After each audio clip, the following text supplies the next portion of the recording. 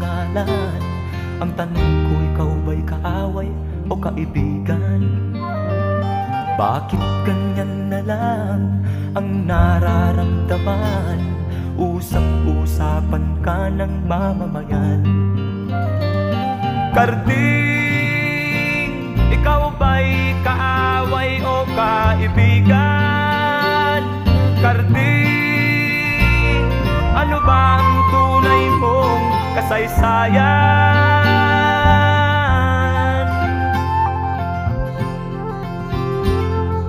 Lahat nagtatanong, ano ba ang nangyari? Ano ba ang tunay mong katauhan?